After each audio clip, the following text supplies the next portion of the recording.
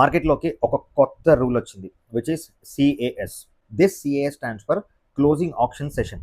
ఇంతకుముందు ఏం జరిగేదంటే market close అయ్యే టైంలో లాస్ట్ ట్రేడ్స్ బేస్ చేసుకుని క్లోజింగ్ ప్రైస్ అనేది డిసైడ్ చేసేవాళ్ళు. బట్ ఇప్పటి నుంచి ఈ సిఏఎస్ ఇంట్రడ్యూస్ చేసిన నుంచి మొత్తం సిస్టమ్ మారిపోయింది. 3:15 PM తర్వాత నార్మల్ ట్రేడింగ్ అనేది స్టాప్ అయిపోతుంది. తర్వాత ఎక్స్చేంజ్ అనేది ఒక ఆప్షన్ కండక్ట్ చేస్తుంది. ఈ ఆప్షన్లో ఇన్స్టిట్యూషన్స్, బ్రోకర్స్, ట్రేడర్స్ అందరూ పార్టిసిపేట్ చేస్తారు. ఇక్కడ ఎక్స్చేంజ్ చెప్పే ఒకే ఒక్క సింపుల్ పాయింట్ ఏంటి అంటే ఏ ప్రైస్ దగ్గర అయితే మాక్సిమం షేర్స్ మ్యాచ్ అవుతాయో that would be the closing price.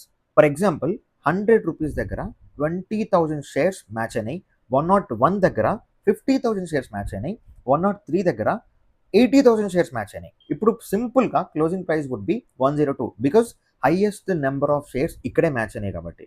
This is called CAS. ఈ రోజు మీరు నిఫ్టీలో చూస్తే 3 o'clockకి 24,500 which is 100 points OTM was trading around 25 rupees which is insane.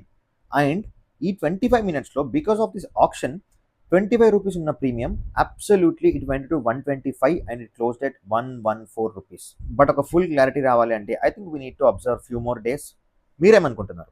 ఈ సిఏఎస్ వల్ల మార్కెట్స్ అనేవి ఫేర్ అయినాయి అనుకుంటున్నారా, లేకపోతే ఇంకా మ్యానిపులేషన్ జరిగే ఛాన్స్ ఉందా? Let me know in the comments.